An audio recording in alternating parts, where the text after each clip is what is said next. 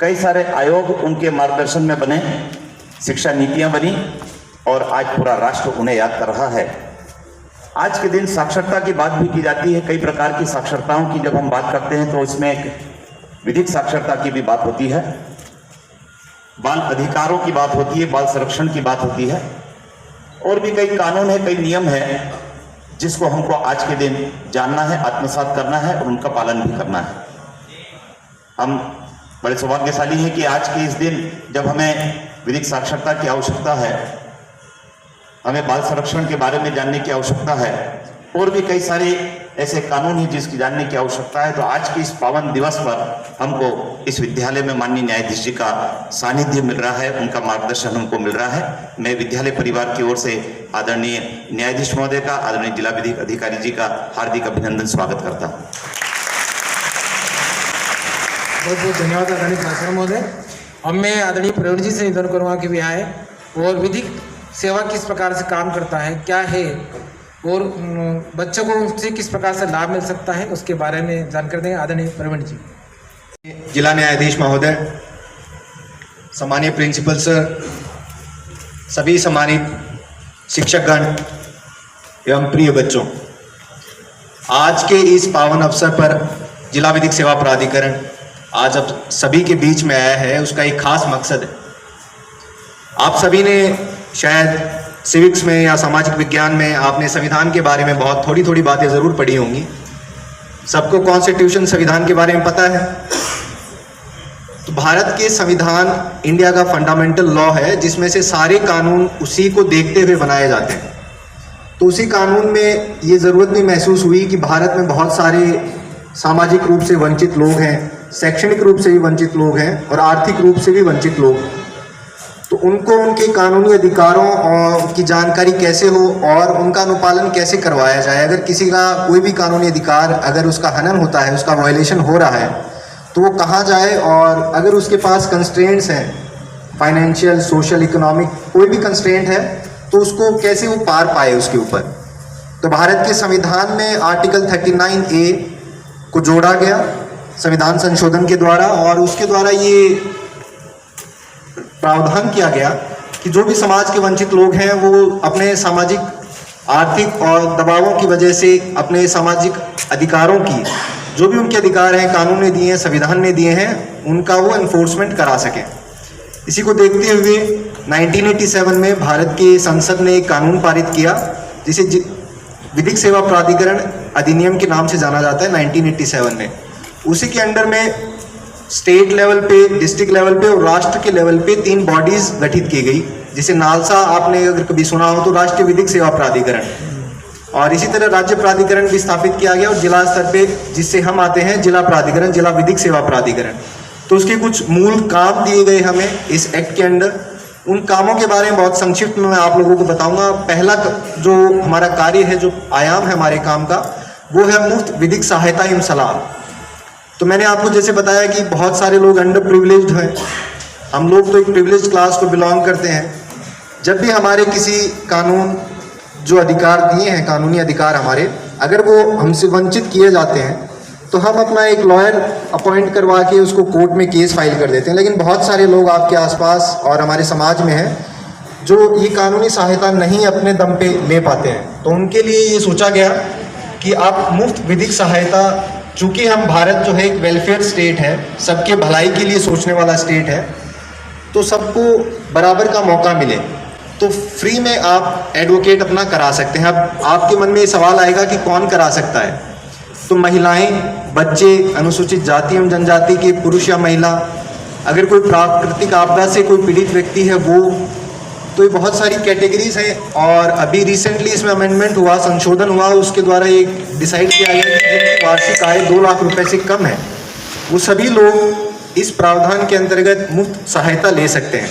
कहने का मतलब, आपके किसी भी कानूनी अधिकार का जब भी हनन हो और आपको लगे कि मुझे उसका एनफोर्समेंट कराना है कानून के माध्यम से, विधि के माध्यम से, और आपको कोर्ट में केस फाइल करना है, तो आपको किसी भी एडवोकेट को करने की ज़रूरत नहीं है। अपने निजी पैसे से आप जिला विधिक सेवा प्राधिकरण में आके एक आवेदन दें और उस आवेदन के बेसिस पे आपको एक एडवोकेट प्रोवाइड कर दिया जाएगा। पहला कार्य तो ये। दूसरा, आप लोगों ने देखा होगा कि बहुत बार फिल्मों में भी आप देखते हैं कि कानून बहुत लंबा समय लेता है अपना डिसाइड करने में। उसके कुछ कारण हैं, उन कारणों पे अपन नहीं जाएंगे तारीख पे तारीख वाले, लेकिन ये समय तो लगना ही है। अब इसका तो अल्टरनेटिव सरकारें खोज रही हैं, जुडिशरी भी खोज रही है, न्यायपालिका भी खोज रही है। लेकिन जब इतना समय लग रहा है तो हम क्यों ना कोशिश करें कि जो हमारे विवाद आपस में हो रहे हैं उनको कोर्ट में ले जाने से पहले ही ख़त्म किया जाए। तो इसके बहुत सारे तरीके हैं, जिसे वैकल्पिक विवाद समाधान के तरीके बताए जाते हैं, अल्टरनेटिव डिस्प्यूट रिजोल्यूशन मैकेनिज्म्स बोलते होंगे। तो उन तरीकों को हम देखते हैं। जैसे मीडिएशन एक तरीका है, मध्यस्थता। जैसे पारिवारिक विवाद होता है, हस्बैंड वाइफ के बीच में कोई भी केस चल रहा है, किसी भी मैटर से रिलेटेड, तलाक का केस है, भरण पोषण का है, घरेलू हिंसा का है, तो उस केस में दोनों पार्टीज को आपस में लाया जाता है, बिठाया जाता है, और ट्रेंड मीडिएटर्स होते हैं, प्रशिक्षित मध्यस्थ बोलते हैं, सर भी प्रशिक्षित मध्यस्थ हैं, और भी जजेस हैं और एडवोकेट्स भी हैं। तो वो आपस में उन दोनों पार्टीज को बिठा के कोशिश करते हैं कि वो आपस में ही सुलह समझौता करके केस को ख़त्म कर लें, क्योंकि ये सभी के लिए फ़ायदे का सौदा है। न्यायपालिका के लिए तो है ही कि उसका बोझ कम हो रहा है, बहुत सारी केसेस पेंडिंग है, आप सभी को पता है कि कोर्ट केसेस से भरे हुए हैं। तो और भी, क्योंकि जितना हम सामाजिक और शैक्षणिक रूप से जितना इम्प्रूव करेंगे सोसाइटी में, उतना ही हमें अपने अधिकारों के बारे में पता चलेगा। और हम उसी कार्य के लिए आए हैं आप लोगों के बीच में। तो जितना आपको अपने अधिकारों के बारे में पता चलेगा, आपको ये भी पता चलेगा कि आपका अधिकार का वायलेशन कब हुआ है, कब उसका हनन हुआ है, और आप उसको इन्फोर्स कराने के लिए कोर्ट में भी जाएंगे। तो इस वजह से भी कोर्ट केसेस की संख्या बढ़ रही है। तो आप मध्यस्थता के माध्यम से, लोक अदालत के माध्यम से, आप लोगों ने कभी सुना हो लोक अदालत लगती है। तो लोक अदालत क्या होती है? जो सुलह समझौते के लायक केसेस होते हैं। जैसे चेक बाउंस का आपने कभी सुना हो, चेक आपने किसी को चेक दिया और आपके खाते में उतना पैसा नहीं था, तो चेक बाउंस हो जाता है। इसका मतलब आपके ऊपर आपराधिक कार्रवाई की जा सकती है। तो ये केसेस भी लोक अदालत के माध्यम से सुलझाए जा सकते हैं। बैंक से आपने कोई लोन लिया और आप उसको चुका नहीं पा रहे हैं, तो बैंक आपके खिलाफ कार्रवाई करेगा। ऐसे केसेस भी लोक अदालत के माध्यम से सुलझाए जा सकते हैं।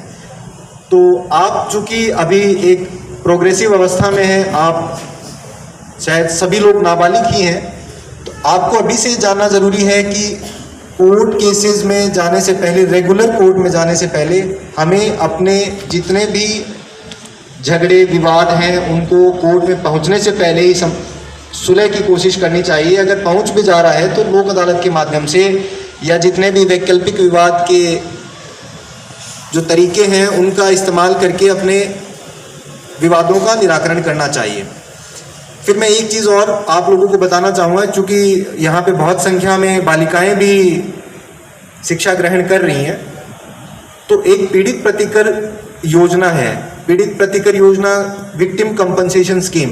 कहने का अर्थ ये है कि किसी भी बालिका या महिला के खिलाफ किसी भी प्रकार का कोई भी अपराध घटित किया जाता है, चाहे वो तो उस केस में ये फैसला आया है जिसके खिलाफ आपने केस किया था, उसको सजा हो गई है।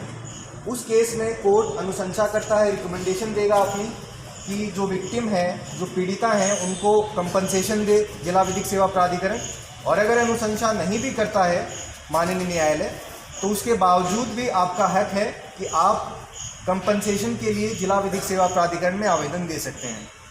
तो मेरा ये अनुरोध है आप सभी से कि आप ये बात अपने समाज में, आप ग्रामीण या शहरी परिवेश में जहाँ भी रह रहे हैं, वहाँ अपने आसपास सभी लोगों को बताएं कि जो भी महिलाएं हैं, पीड़ित व्यक्ति हैं, सिर्फ महिलाएं मैं इंक्लूड नहीं कर रहा, जो भी पीड़ित व्यक्ति है वो हर जाने के लिए अगर उनको कंपनसेशन की ज़रूरत है तो वो जिला विधिक सेवा प्राधिकरण में आवेदन के माध्यम से पीड़ित प्रतिकर योजना के अंतर्गत प्रतिकर ले सकते हैं।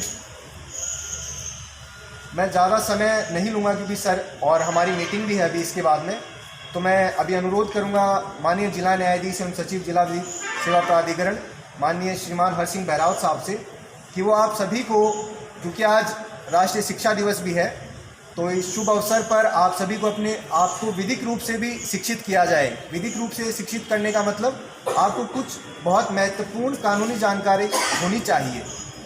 और मैं सर से बड़ी पर्सनैलिटी हो नहीं सकती जो आपको कानूनी रूप से जागरूक करेगी, तो मेरा अनुरोध है सर से कि वो आप सभी को इस पावन अवसर पर विधिक रूप से साक्षर करें। धन्यवाद।